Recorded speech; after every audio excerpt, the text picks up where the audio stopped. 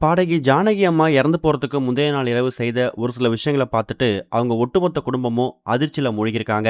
அதோட விவரத்தை தான் இந்த வீடியோல பார்க்க போறோம். தமிழ்ல மட்டும் இல்லாம இந்தியாவில் இருக்கக்கூடிய 17க்கும் மேற்பட்ட மொழிகள்ல பல பாடல்களை பாடி, பல்லாயிரக்கணக்கான பாடல்களை பாடி, பல விருதுகளை வாங்கி ஃபேமஸ் ஆனவங்க தான் பாடகி ஜானகி அம்மா. அப்படிப்பட்ட ஜானகி அம்மா இப்போ அவங்களுடைய 88வது வயசுல வயது முதிர்ச்சி காரணமா, உடல்நலக்குறைவு காரணமா காலமாயிருக்காங்க.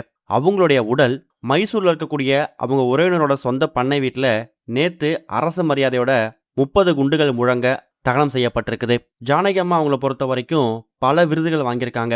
4 மாநிலங்கள்ல அந்த மாநிலத்தோட அரசை சேர்ந்தவங்க ஜானகி அம்மாவுக்கு பல விருதுகள் கொடுத்துருக்காங்க. இந்தியாவோட மிக உயரிய விருதா இருக்கக்கூடிய பத்மபூஷன் விருது இவங்களுக்கு 2013 வருஷம் கொடுப்பதற்காக பரிந்துரைக்கப்பட்டுச்சு. ஆனா அந்த விருது தனக்கு தாமதமா வருது அப்படிங்கிற மாதிரி அதை ஏத்துக்க மறுத்துட்டாங்க. கடந்த ஒரு சில வருஷங்களாவே சினிமா விட்டு மொத்தமா விலகிட்டாங்க. எந்த விதமான பொது நிகழ்ச்சிகளையும் கலந்துக்கிறது இல்ல, திரைப்படங்கள்லையும் அவங்க பாடுறதே இல்லை. கடந்த ஒரு 6 மாசத்துக்கு முன்னாடி ஜானகி அம்மாவோட மகன் முரளி அப்படிங்கிறவரும் திடீர்னு இறந்து போன விஷயம் அவங்க குடும்பத்தை சேர்ந்தவங்க மத்தியிலும் ரசிகர் மத்தியிலும் ஒரு மிகப்பெரிய பேரதிர்ச்சி ஏற்படுத்தி இருந்துச்சு.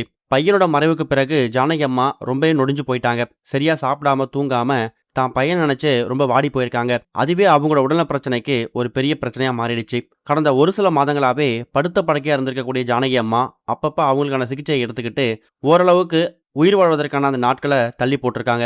ஒரு கட்டத்துல 88 வயசு ஆகியிருந்த ஜானகி அம்மா சிகிச்சை பலன் நினைக்காம ஜூலை 11ஆம் தேதி மாலை ஒரு 6-7 மணிக்கு மேல இறந்து போயிட்டாங்க அப்படிங்கிற செய்தி வெளிவந்து ரசிகர்களுக்கு பேரிடியே கொடுத்துருக்கு. இவங்க இறந்து போனது ஜூலை 11ஆம் தேதி சனிக்கிழமை. ஆனா ஜூலை 10ஆம் தேதி அதுக்கு முந்தைய நாள் இரவு அவங்க என்ன பண்ணியிருக்காங்க அப்படிங்கிற விஷயத்த அவங்க குடும்பத்தை சேர்ந்தவங்க தெரிவிச்சிருக்காங்க. ஜானகி அம்மாவுக்கு அப்சரா அப்படின்னு சொல்லக்கூடிய ஒரு பேத்தியும் இருக்காங்க. அதே மாதிரி மருமகளும் ஜானகி அம்மாவை பற்றியும் அவங்களுக்கு என்ன மாதிரி விஷயங்கள் நடந்திருக்கு அப்படிங்கிறதையும் எக்கச்சக்கமான மீடியாஸ்க்கு அவங்க பிரஸ் மீட்டாக கொடுத்துருந்தாங்க. ஜூலை 10ஆம் தேதி இரவு அவங்க எப்பவும் போல சாப்பிட்டுட்டு உடனே தூங்க போக மாட்டாங்களாம். அவங்க பாடின பாடல்கள், குறிப்பா தன்னோட கணவர் ஞாபகம் வரக்கூடிய நேரங்கள் எல்லாமே அவங்க பாடின பாடல்களை வீட்டில் ஒலிக்க விட்டு கேட்கறது, இல்லைனா அந்த பாடல்களை டிவியில் பார்த்து ரசிக்கிறது. அப்படி அந்த பாடல்கள் ஓடும்போது, அந்த பாடல்களை கேட்டுட்டு இருக்கும்போது அந்த நேரத்தில் ஸ்டூடியோவில் ரெக்கார்ட் பண்ணப்ப என்ன மாதிரி விஷயங்கள் சுவாரஸ்யமாக நடந்துச்சு, அதே மாதிரி இந்த பாட்டு பாடினப்ப இளையராஜா அவர்கள் என்ன மிஸ்டேக் சொன்னார், நான் எப்படி மாற்றிக்கிட்டேங்கிற விஷயத்த தன்னோட பேத்திக்கிட்டையும் மருமகள்கிட்டையும் ஷேர் பண்ணுறது தான் அவங்களுடைய வழக்கமாகவும் இருந்திருக்கு. ஜூலை 11ஆம் தேதி இறந்து போகிறாங்க. ஜூலை 10ஆம் தேதி இரவு மைசூரில் இருக்கக்கூடிய அவங்க வீட்டில் தான் அவங்க ஓய்வில் இருந்திருக்காங்க. அப்போ கூட ரொம்ப இயல்பாக மறுநாள் அவங்க இறந்து போயிடுவாங்க அப்படிங்கிற விஷயத்துக்காக எந்த விதமான அறிகுறியும் அவங்க காட்டலையாம். இரவு முழுக்க தூக்கம் வரலாம் கூட சம்டைம்ஸ் இந்த பாடல்களை கேட்டுகிட்டே தூங்குறது தான் அவங்களுடைய வழக்கமாக இருந்திருக்கு.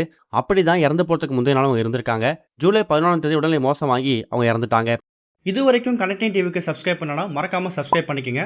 உடனடி அப்டேட்ஸ் பெறுவதற்கு நோட்டிஃபிகேஷன் பெல்லையும் கிளிக் பண்ணிக்கங்க.